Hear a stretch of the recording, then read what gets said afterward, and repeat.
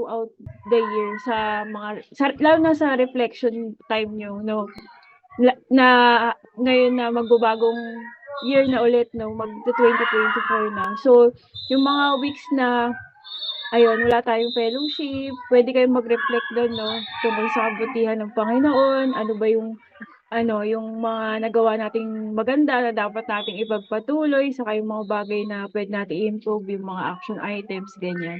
So, ayan.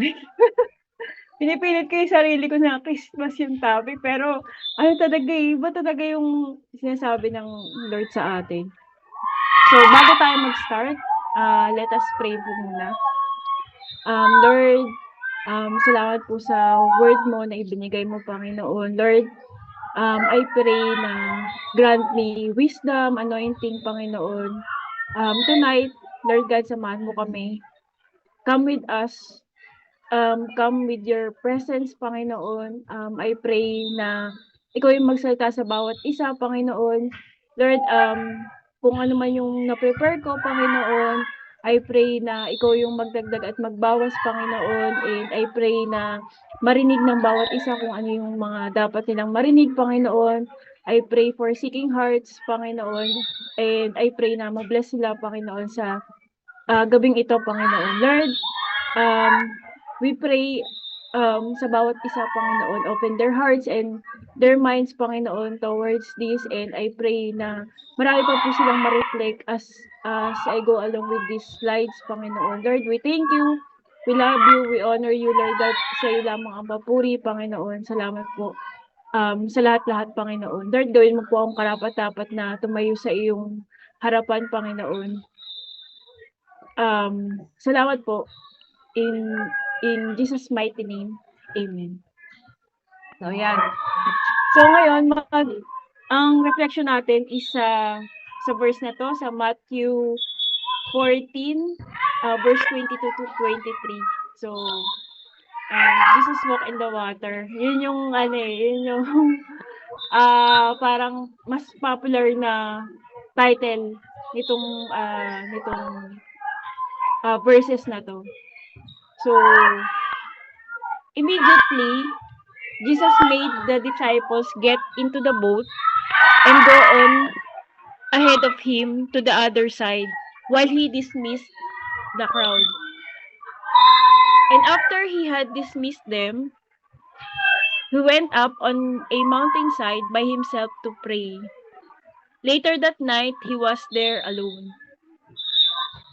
And the boat was already a considerable distance from the land. So, bear that in mind. A considerable distance from the land.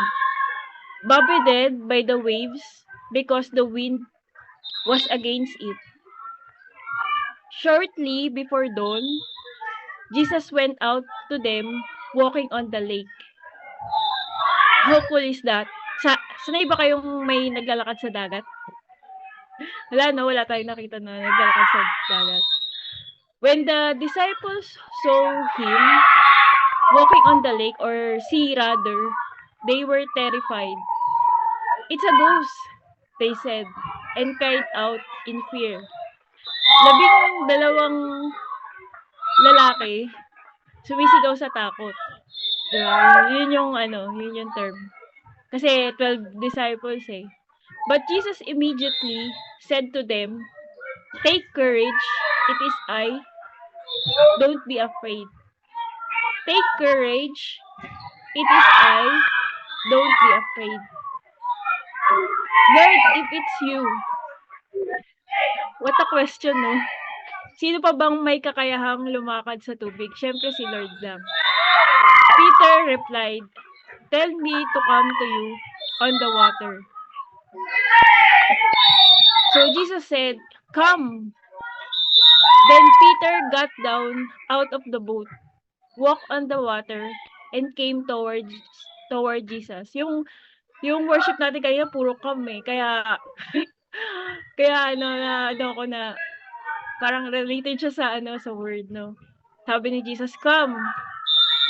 Then Peter got down out of the boat, walked on the water, and came toward Jesus. So Jesus and Peter walking on the water. But when he saw the wind, he was afraid and beginning to sink. So he began to sink. Nagsimula siyang lumubog. Cried out, Lord, save me.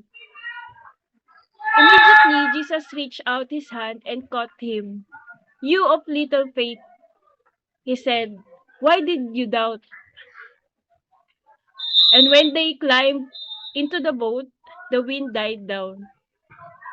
Then those who were in the boat worshiped him, saying, Truly, you are the Son of God.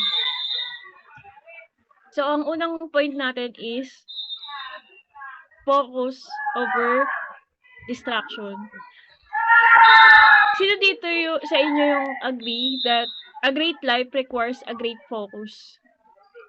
Kung gusto mo ng dakilang buhay, kailangan marunong ka din mag-focus. No one is exempted in the storms of our life. Lahat tayo makaka-experience at makaka-receive ng bad news. Lahat tayo matitest. Pwede kang mawalan ng mahal sa buhay, pwede kang mabetray, pwede kang ma-disappoint, pwede kang malugi, pwede kang matakot, pwede kang maging anxious. Pero, salamat at ginagamit ng Lord ang mga pagsubok sa ating buhay para tayong lahat ay palakasin. Hindi ka kasi talaga lalago pag walang struggle. Hindi ka kasi magmamature kung walang resistance. Imagine mo kung lahat ng prayer request mo ay madali lang maibibigay ng Lord. As in lahat, basta pag nag-pray ka, automatic, delivery from heaven na magpapadala ng answered prayer sa atin. It is a dream. Pangarap natin lahat yan. It is great. Ang ganda na pag nanalangin ka, biglang sumasagot ang Panginoon. Ang problema, magiging mahina ka pag ganun. Kasi ginagamit ng Lord ang obstacle sa ating buhay para palakasin ang ating mga pananampalataya. Gusto ko lang i-remind ang mga nanghihina at gusto na mag-quit sa oras na to. Kung ikaw man ay gusto mo na sumuko sa mga pagsubok sa buhay, paalala lang, meron kang otoridad na mas malaki sa iyong pinagdadaanan. You have a weapon to overcome the struggle that you are facing. You have a weapon to overcome these troubles that you are facing. Meron kang boses. At hanggat may boses ka, pwede kang kumanta ng papuri sa Panginoon. At hanggat may boses ka, pwede mo ideklara ang mga sinasabi ng Panginoon. Yung miracle mo nasa bibig na. You have to speak up and speak with faith. Huwag mo i-allow na yung storm ng buhay mo will silence that voice. You can always quote the scripture kung anong sinasabi ng Panginoon sa'yo so that all of us will be delivered sa lahat ng ating pinagdadaanan. Distraction is limiting the ability to experience the possibility. Distraction limits your ability to experience the possibility. Yung text na binasa natin, mga kapatid, ang mga disciples ay nagko-cross sa Sea of Galilee. At dapat na yung boat journey naging test journey. Naranasan mo na ba yung nagkaroon ka ng problema, sabi mo, Lord, di naman ako na-inform. Ganito pala katindi yung pagdadaanan ko. Yung sa magka-relasyon, no, pag bago pa lang kayo, ang saya-saya nyo. Pero habang tumatagal, nagkakatampuhan na kayo, nag-aaway na kayo. Minsan gusto mo nang mag-quit sa tindi ng galit mo sa kanya. Di mo na nakikita yung mga qualities na minahal mo sa kanya. Puro na lang blame, ganyan. Parang, Lord, I did not sign up for this. Di naman ito yung pinirmahan kong marriage contract.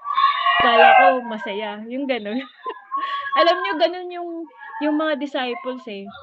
Inutusan lang silang tumawid sa Sea of Galilee. It was supposed to be a boat journey. Pero yung boat journey, may test pala yun. Naranasan nyo ba yung sa school? Dati papasok ka lang, tapos sasabihin ng teacher nyo, surprise, may exam tayo, ganyan. Kung kailan ka hindi nag-review, kung kailan hindi ka prepared, kung kailan puwet na puwet ka, sabi ng teacher mo, may exam tayo. Gano'n yung nangyari sa mga disciple. Tatawid lang sila, habang sila ay nasa gitna ng Sea of Galilee, umihip ang hangin at ang alon ay lumaki. Parang gusto nila siguro sabihin, they did not sign up for this. Na sa sobrang takot nila, lahat sila ay nagsigawan.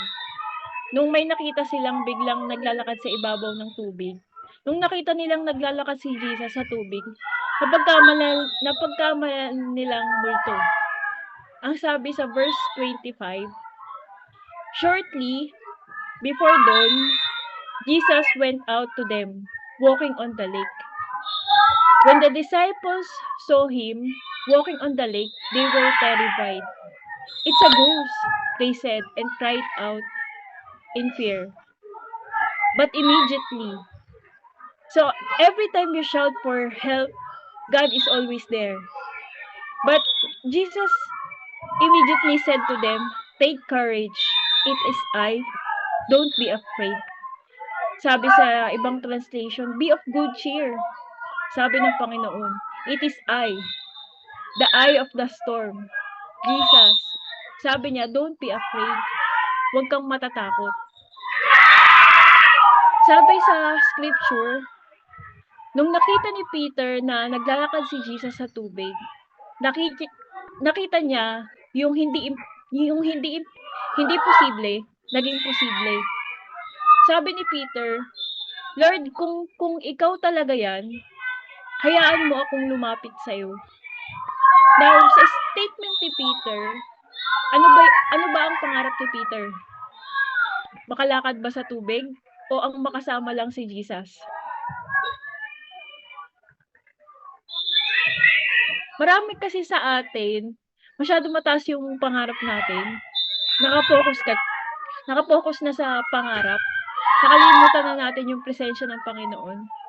Kaya pag bumagsak ka, sisisi mo ang Panginoon. "Lord, nasaan ka ba?" Sabi ng Lord, "Hindi ka naman kasi pinapapunta diyan eh." Sabi ng Lord, "Ako pa nasisi." Sinisi, ganyan. Di ba sinabihan na kita na wag yung lalaking yan, di ba? Hindi yan Christian eh.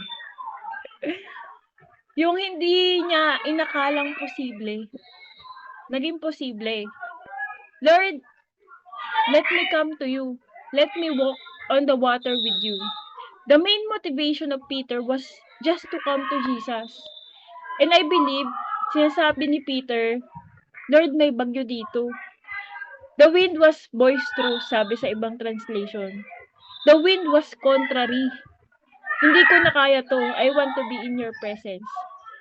And I'm sure lahat tayo may ganung mindset na kapag meron tayong pagsubok sa buhay, "Lord, ayoko na dito.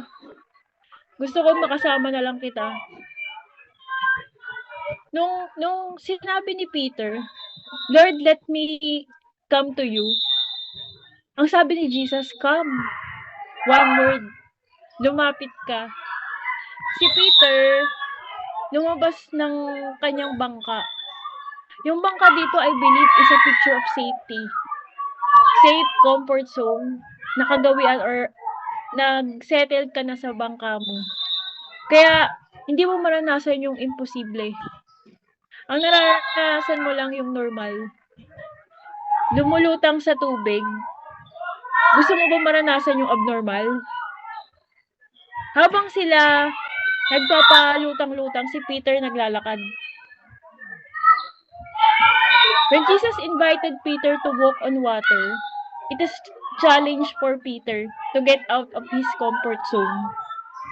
And when God is asking you to follow Him, and God is asking you to give, at kapag sinabi ng Panginoon, magsimba ka, magbasa ka ng Bible, manalangin ka, hindi lang basta yan utos. Challenge yan ng Panginoon to get out of your comfort zone. Masyado ka na kasing busy sa maraming bagay, pero wala kang oras sa Kanya. Tapos gusto mo maranasan yung abnormal. Sabi ng Panginoon, "Come." Humakbang si Peter palabas ng bangka. At habang si Peter ay naglalakad sa tubig, Nung nakita niya yung hangin, hindi ko alam kung paano nangyari yun kasi yung hangin hindi ko pa nakikita. Pero siguro, nakita niya yung epekto ng hangin. Nung nakita niya yung epekto ng hangin na ang hangin ay boisterous, sabi sa ibang translation or contrary, he became afraid. Natakot siya. At nung natakot siya, he began to sink. And he cried out, Lord, save me.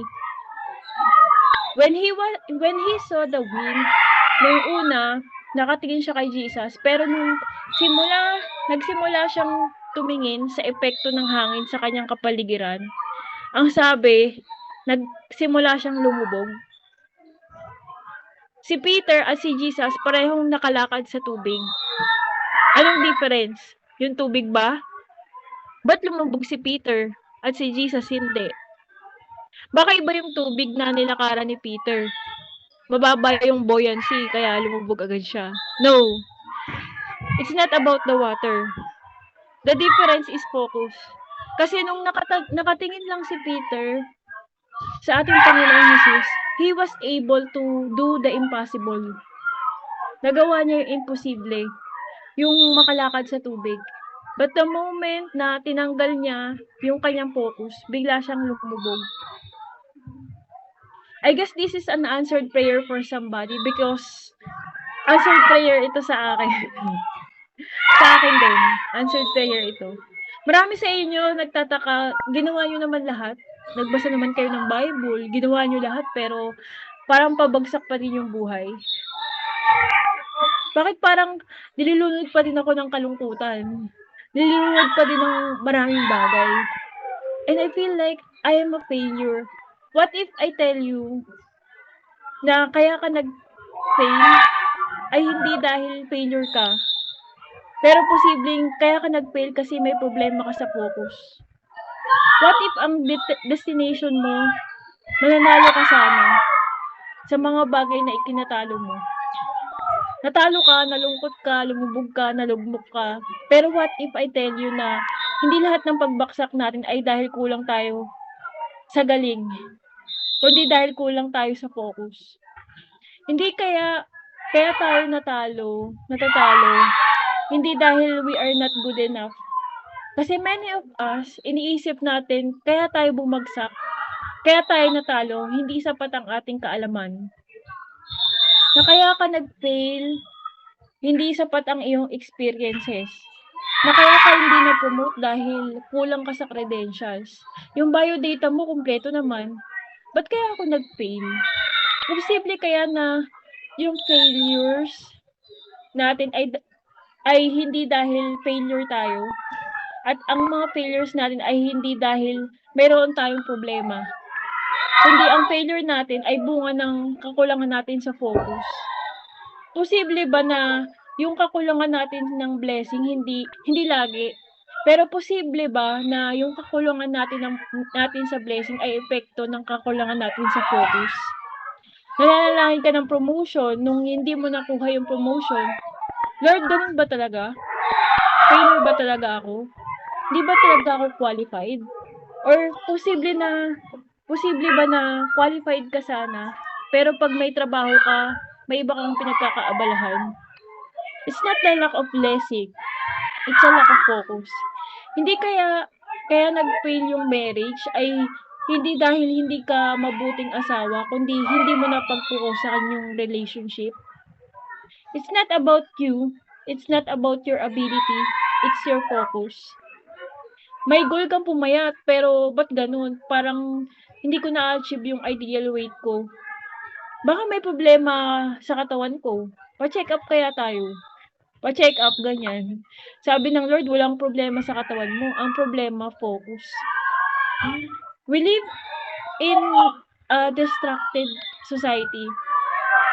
At kung tayo ay mawawalan ng focus, mawawalan talaga tayo ng ability mag-enjoy.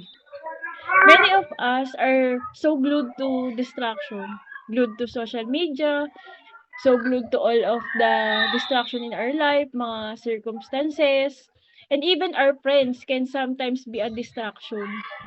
Opposition can be a distraction. Circumstances can be a distraction. Unbelief could be a distraction. Social media could be a distraction. You cannot walk on water distracted. If you want to walk on water, you have to focus. Because focus is a weapon. There are a lot of things that are beyond of our control. Hindi mo yan makokontrol, pero ang kaya mo kontrolin yung focus mo. Marami sa atin na-distract tayo ng maraming beses because of turmoil that is happening in our life. But right now, may reminder sa atin ng Panginoon. Focus. What you really want to happen in your spiritual journey. Focus. Ano ang gusto mo mangyari sa iyong pamilya? Focus. Ano gusto mo mangyari sa iyong career? Focus. You have to focus because that is the only thing that you can control. Nakakalakad si Peter sa ibabaw ng tubig until nawala yung focus. May vision pa din siya pero nawala yung focus. Do you want your vision to become reality? Don't lose your focus. Sabi sa Colossians, set your minds of things above. Focus. Sabi ng Proverbs 4, let your eyes look directly ahead. Focus. Sabi sa Matthew 6, do not worry about tomorrow. Focus on the present. There is a statement of focus right there. Kasi pag nag-aalala tayo sa bukas, sinasabotahin na yung bukas. Sinasabotahin mo na yung bukas mo, hindi pa nagsisimula. Ang matindi pa, masyado natin inaalala ang lahat ng bagay. Pero wala nang pananalangin. Lahat inalala mo na pero walang pananalangin. Ang utos ng Lord, ipanalangin mo lahat, tapos huwag kang mag-alala. Minsan binabaliktad natin, inaalala natin lahat, tapos hindi natin pinagpipray. Actually, pinagpray mo, pero pinalo up mo lang kay Lord. Hindi natin sinasabi na pag may problema, huwag pansinin. Ang sinasabi natin, pag may problema, ibahin yung focus. We do not deny the problem, but we are saying, pag malaki ang problema, mas malaki ang Diyos. Kung malaki ang kasalanan, mas malaki ang kapatawaran ng Panginoon. Mas matinding sakit, mas magaling na doktor ang ating Panginoon. Hindi natin sinasabi na wala akong sakit. Hindi yun faith. Kasi nungalingan yun. Sa religious circle, ang galing natin sa ganyan. Wala po akong sakit, glory to God. May sakit ka, mas naniniwala ka lang na mas matindi yung nagpapagaling na Diyos sa'yo. Marami sa atin merong pananampalataya pero walang focus. Merong talent pero walang focus. The secret of life na merong kapayapaan is to focus on Jesus. Sabi ng Hebrews 12, let us fix our eyes to Jesus, the author and finisher of our faith.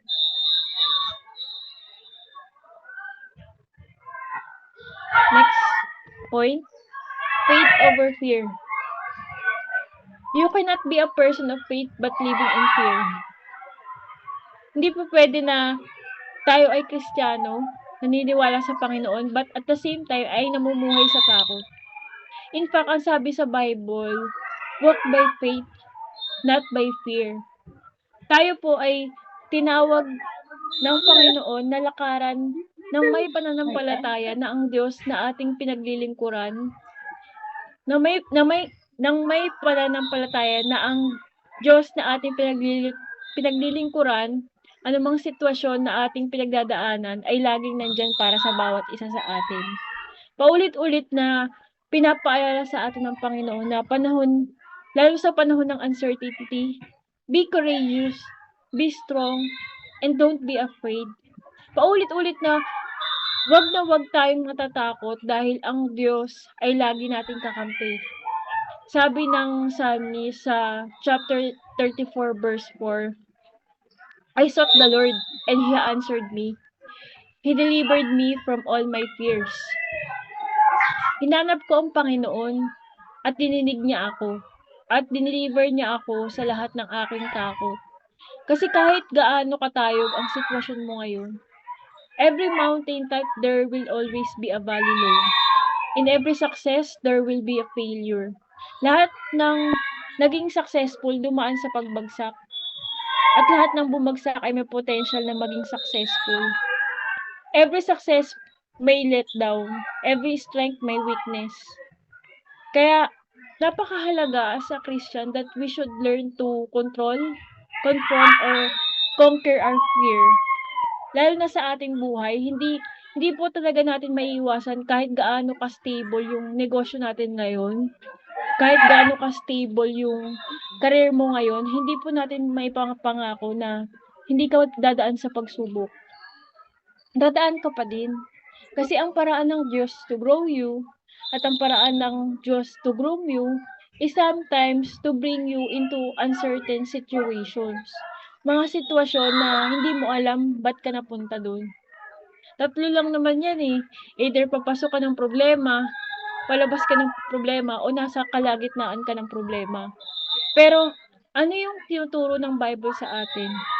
Lagi pa rin natin piliin manampalataya kaysa matakot. Choose faith over fear. Faith is not just having a positive mindset. Faith says, God is able. Kaya ng Diyos. Kahit hindi mo kaya, kaya ng Diyos. Kahit sinukuan mo na, may pag-asa pa rin pagdating sa Panginoon. Our life is shaped by our faith. Faith is believing that He can do it, He will do it, na ang Diyos ay able at ang Diyos ay willing. Nananampalataya tayong sasagot ang Diyos sa ating mga panalangin. That He will make a way when there seems to be no way. That He will do great and mighty things in our life. That God will open the doors of opportunity for all of us. That when you call upon His name, He will answer. Kahit nga katahimikan ng Lord, answer pa rin yun eh, di ba? Pag tahimik ang Lord, kasagot ang ating Panginoon.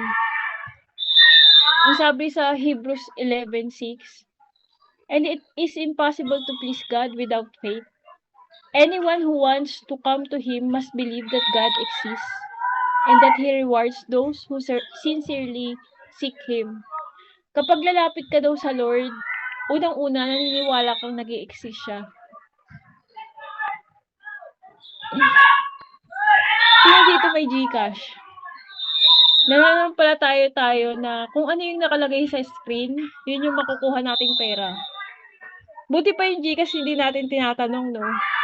Pero ang Lord lagi natin tinatanong. Buhay ka ba talaga, Lord? Nakikinig ka ba talaga, Lord? Kailangan nating manampalataya na God is able to see us through. That God is able to provide. And God is able to protect us. Nakakatakot lang minsan kasi kung babalikan natin yung verse natin sa verse 25. Shortly before dawn, Jesus went out to them walking on the lake. When the disciples saw Him walking on the lake, or rather, they were terrified. Sumigaw sila, "Multo!" And they cried out in fear. Now, hindi ako magmamalaki or magmamalinis na hindi ako nakakaranas ng takot. Lahat tayo nakakaranas ng takot. Lahat ng magulang nakaranas ng takot. Lahat ng pastor, lahat ng doktor, presidente, lahat tayo nakakaranas ng takot.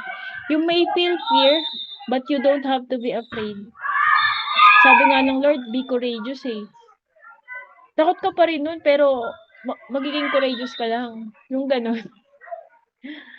Out of your fear. Pwede mong maramdaman yung takot, pero hindi ibig sabihin magpapalamon ka sa takot. Kasi lahat tayo nakakaramdam ng takot. Kaya nga ang utos ng Panginoon, walk by faith. Kaya nga ang utos ng Panginoon, walk in faith, not in how we feel. We have to decide saan ba tayo mabubuhay, sa takot o sa ating pananampalataya. Hindi mo man minsan maintindihan kung bakit inaalaw ng Lord na dumaan ka sa anumang pinagdadaanan mo. Pero as long as kilala mo yung who, yung Diyos na laging nandiyan na nangako sa atin na magmamahal, mag-iingat at magdadala sa atin sa finish line. Next time you look at your situation, you will look at it with hope and you will look at it with faith. Kahit ang buhay natin is from hospital to hospital. Naalala ko yung naglilinis ako ng bahay this week. Nakita ko yung mga medical records ni Papa. Naiyak ako. Naiyak ako kasi ang tanong ko sa Lord nun, paano kaya namin nakayanan to lahat? Yung palabas-pasok sa clinic. Tapos bawat labas namin may recommendation yung doktor. Yung pagpunta pa lang sa clinic, challenge na eh. Kasi wala sa tamang isip si Papa, di ba? Pagpunta pa lang yung pagsakay ko nga ng taxi eh. Hirap na si Papa. Hirap na kami pagsakay pa lang sa kanya sa taxi. And then makikita mo lahat nung recommendation, yung reseta ng doktor kung ilan yun. Ibig sabihin, yun yung times na bumalik kami sa clinic, sa hospital. And then, sinabi ko na lang na, paano kaya namin nakayanan to? Strength lang talaga ng Panginoon. From doctor to doctor, from paycheck to paycheck, nag-i-struggle with fertility, ang business ay nalugi, ang anak natin ayaw tumino, yung ganyan. At ang doctor, tinaningan na yung buhay mo, ganyan. Mayroon pa ding pag-asa. Kasi alam nating nangako ang ating Panginoon. Pagod ka man, tuyot ka man, overwhelmed ka man, at nawalan ka man ng pag-asa, paalala mo sa sarili mo na God is able. Kaya nga sa gitna ng takot ng mga disciples, multo. And Jesus immediately responded to their fear. Take courage. It is I. Don't be afraid. When life hits you hard, take courage. It is I. Don't be afraid. When your faith is being challenged, take courage. It is I. Don't be afraid. When the odds seems against you, be of good cheer. It is I. Don't be afraid. When life take your back against the wheel, take courage. It is I. Don't be afraid. When life is overwhelming, take courage. It is I. Don't be afraid. Do not give up your faith. Do not give up your hope. But Jesus looked at them and said to them, with men, this is impossible. But with God, all things are possible. Sa tao may limitasyon. Sa tao mahirap. Pero sa Diyos walang imposible. Man has limitation. With man, it is hard. It is difficult. But with God, all things are possible. Kung nakikita mo, hindi mo na kailangan ng pananampalataya kasi kita mo na eh. Faith is the substance of things hoped for, the evidence of things not seen. So, hindi porket hindi mo nakikita, ay hindi ka na pwede manampalataya. Faith is exercise when you don't see it. Pag hindi mo nakikita, ina-exercise yung pananampalataya mo. With man, it is impossible. With God, it is possible. Ang tanong, sinong kasama mo? With you, it is impossible. With you, it's going to be hard. It is going to be difficult. But with God, all things shall be possible. Hindi porket hindi mo kaya, hindi kaya ng Diyos. Yung kaya mo at yung kaya ng Diyos magkaiba. Yes, hindi mo kaya, pero kaya ng Panginoon. Lord, if it's you, verse 28, Peter replied, tell me to come to you on the water. "Come," he said. Then Peter got down out of the boat, walked on the water, and came towards Jesus. There's power in God's word. Jesus walk on the water is a miracle. But that is not the first miracle. The first miracle is actually this. If you know yung background ng story, pinakain nila yung 5,000 men. If we recall the story, pinakain nila ng 5 tinapay at 2 isda. Pagkatapos noon, pinauna sila ng ating Panginoon at nagpaiwan si Jesus. At siya ay nanalangin. Nabasa natin kanina nung sila ay nasa gitna ng bagyo that they are already in a considerable distance from the shore. Malayo na sila eh. In fact, kung yung sa geographical reference, parang about 8 miles daw yun. So parang daw yun, kung sinabi sa Bible na nasa gitna sila ng dagat, nasa gitna na talaga sila. So medyo malayo yung distance, di ba? So considerable distance sabi dun sa verse. Paano nalaman ni Jesus na in trouble sila? Because the first miracle is this, God saw them. Nakita sila ng Panginoon kahit malayo sila. Yung mga may salamin lang siguro yung makaka-relate sa akin dito. It is a miracle indeed. Na kahit malayo sila, nakita sila ng Panginoon. The second miracle is, hindi lang sila nakita ng Diyos. Nagpakita ang Diyos sa kanila. Yun yung pangalawang milagro na ang Diyos ay magpapakita sa ating sitwasyon. Milagro pag nagpakita ang Diyos. In fact, ilang taon mo nang pinapanalangin, di ba? Lord, magpakita ka sa buhay ko. God saw them and God showed for them. And the third miracle is God invited them to come to Him. Bakit siya miracle? Walang taong naglalakad sa tubig. Lord, if it's you, tell me to come to you on the water. And Jesus said, come. Hindi si Jesus ang lumapit sa bangka. Si Peter ang lumapit sa ating Panginoon. Because if you really want to experience the supernatural, you have to get out of your comfort zone. Kailangan mo lumabas sa nakasanayan mo. Leave your boat. You want to get close to God? Sometimes you have to leave where you are in order for you to come to His presence. Milagro ba na nakakalakad si Peter sa tubig? Yes. Pero ito ay byproduct lang dahil kasama niya si Jesus. At as long as kasama niya si Jesus, you will experience miracle. Ang sabi ni Peter, let me come to you. I wanna live where I am and be with you, Jesus.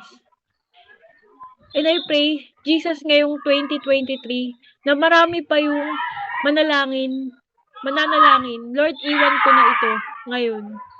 Iwan ko na itong addiction na to. Kasi kung meron kang gustong abutin, may mga kailangan ka talagang iwanan. May mga kailangan kang iwang tao, iwang ugali, iwang nakaugalian. Because the call of God in your life demands you to walk away from where you are. Sa bangka mo, sa nakasanayan, sa safe, kung saan ka nasanay. And be where God wants you to be. Get out of your comfort zone. May purpose ang Panginoon. Wag na wag tayong susuko hanggat hindi klaro yung purpose ng Lord. Come to Jesus. Come into His presence. Tinawag ni Lord si Peter to walk with Him on the water. Nobody has done that before. Sa Old Testament, ang mga milagro ni Jesus patungkol sa tubig, yung tubig naging dugo. Yung tubig naging wine. Hinati yung tubig. Puro tubig yan ha. Yung tubig lumabas sa bato. Pero walang naglakad sa tubig. For the first time ever, Peter was able to walk with Jesus on the water. And of all the disciples, mas maganda sana yung story kung si John yung lumakad, di ba? Towards Jesus. Kasi si John, mabait-bait yun eh. Yung beloved. John the Beloved, ganyan. Si Peter, medyo mainitin yung ulo. Sino sa inyo, nagtataka kayo minsan, kung sino pa yung medyo pasaway, yun pa yung madaming blessing. Tapos ikaw lagi ka sa church, ikaw yung struggle. Kaya minsan, nagdududa ka din eh. Kapitbahay mo, sama-sama, may blessing. May blessing siya, pero hindi naman talaga siya blessing. Sabi nga sa Bible, do not envy the wealth of the wicked. Anyway, of all the disciples of Jesus Christ, 12 disciples ang nasa bangka, isa lang yung naglakad sa tubig. Sino yun? Si Peter. And ang tanong, bakit si Peter? Of all the 12, bakit si Peter? Bakit hindi si Judas? Bakit hindi si John? Bakit hindi si Bartholomew? Haba kasi ng pangalan ni Bartholomew. Ba't hindi sila? Bakit si Peter? So let's go back to verse 28. Ang sabi dito, Lord, if it's you, tell me to come to you on the water. Bakit si Peter? Kasi ang sabi ni Peter, Lord, if it's you, tell me to come to you on the water. Of all the disciples, bakit si Peter? Hindi si Judas, hindi si John, hindi si Bartholomew. Kasi si Peter lang yung nag-ask. Siya lang yung nag-volunteer. Kaya siya yung nakaranas kasi siya yung humingi. Gusto mong maranasan? Humingi ka na ba? Matthew 7:7, ask and it will be given to you. Seek and you will find. Knock the door and the door will be open to you. Knock and the door will be open to you. Bakit of all the disciples, si Peter lang yung nakalakad? Only Peter is courageous enough to walk on water. Only Peter is bold enough to ask God, Lord, I want to be with you. I want to come to you. Only Peter is brave enough to be with the Lord. Habang ang iba ay bothered and troubled sa mga pagsubok at bagyo, Peter said, Lord, I don't want this anymore. I want to be in your presence. Actually, hindi niya sinabi yun, but I believe yun yung sinasabi ni Peter habang nasa bagyo sila. Because I know, if I am in your presence, there is always peace, my joy. Again, ask and it will be given to you. Dare to ask God. When was the last time you asked God? Keep asking and it will be given to you. Keep seeking and you will find. Keep knocking and the door will be open to you. Keep on doing it. Keep on praying. And I know, mahirap minsan manalangin ng paulit-ulit. Kung paulit-ulit ding nare-reject yung panalangin mo. Mahirap manampalataya na God will provide kung ikaw mismo wala ka ng ibang source kung saan ka kukuha ng pera. Mahirap manampalataya na God will heal you kung mismong doktor na ang nagsabi. Mahirap nga naman manampalataya na magkakaroon ka pa ng changes kung alam mo mismo na for so many years walang nagbago sa iyong buhay. Pero katulad ni Peter, are you courageous enough to ask to do something miraculous? Are you brave enough to be with Jesus on the middle of the storm? God is not the source to your problem. God is the solution to your problem. Baka kaya hindi ka humihingi kasi iniisip mo pinabayaan ka na ng Lord. Mas stable pa nga ang pangako ng Diyos kaysa sa feelings mo eh. Correct? Lakas, yung iba lakas mag-amen ngayon, bukas iiyak na naman yan. But I thank the Lord, He is true to His words. Even Peter, our biblical hero, nagduda. Kasama niya si Jesus nagduda. Hindi porket may pananampalataya, tinatanggal nito yung obstacle sa iyong buhay. Pag nananampalataya ka, binabago mo lang yung focus mo. Hindi lahat ng panalangin mo, yes ang sagot ng Lord. Hindi lahat ng miracle babagsak mula sa langit. Hindi porket nagsimba, magkakaroon ng 2 million pesos sa bank account. Pag-uwi mo, wala ka pa ding pera. Pero at least, na-remind kang mapro-provide ang Panginoon. You should not fear. You should not afraid. Dare to ask God. Ask God for the impossible. Sinukuan ka ng doktor? Ask God for the impossible. What are you seeing today is impossible. What am I experiencing today in my life is impossible. Do not allow yourself to be overwhelmed with fear. Hindi kalooban ng Diyos sa'yo ang takot. Na-deceive lang tayo. Pero, salamat sa Word of God na paulit-ulit pinapaalala sa atin. Dare to ask God for more. Take courage. It is I. Don't be afraid. It is God. Don't be afraid. Nung si Peter, pinix niya yung kanyang mata sa ating Panginoon, nagawa niya yung imposible. Pero the moment na tumingin siya sa sintomas, sa circumstance, sa bank account, problema sa pamilya, nagsimula siyang lumubog. Pumasok yung takot. Kasi mas na-magnify niya at pinalaki yung problema kaysa sa ating Panginoon. Basic lang pero hindi talaga natin nagagawa. Basic lang pero minsan distracted. In fact, habang nakikinig ka ngayon, distracted ka. Social media may nag-message. Nung lumubog si Peter, Jesus came to the rescue. Hinabol siya ng ating Panginoon. Inalalayan siya ng ating Panginoon. At siya ay nakaahon. Which made me realize, mga kapatid, kung tayo yung nasa sitwasyon na ganun, kung i-interpret ko lang sa normal na sitwasyon ng ating buhay, anong ginagawa natin pag nakaranas tayo ng pagsubok? Diba sasabihin natin, Lord, ilabas mo ako sa pagsubok. Lord, ilabas mo ako sa financial problem namin. Lord, ilabas mo ako sa utang na to. Lord, ilabas mo ako sa work na to. Ang hirap-hirap. Lord, ilabas mo ako sa scam na to. Lord, ilabas mo ako ilabas mo ako, yung ganun. What if, imbes na mag-pray ka na ilabas ka ng Lord, ipag-pray mo na pumasok siya sa sitwasyon ng iyong buhay. Siya yung sumakay sa sitwasyon mo. Siya yung pumasok sa iyong sitwasyon. Because most of the time, we are praying, Lord, gusto ko na makaalis. Gusto ko na matapos. Matapos na to, matapos na to. Pero what if, ang panalangin natin, Lord, I need you right here. I need you in my relationship. I need you in my family.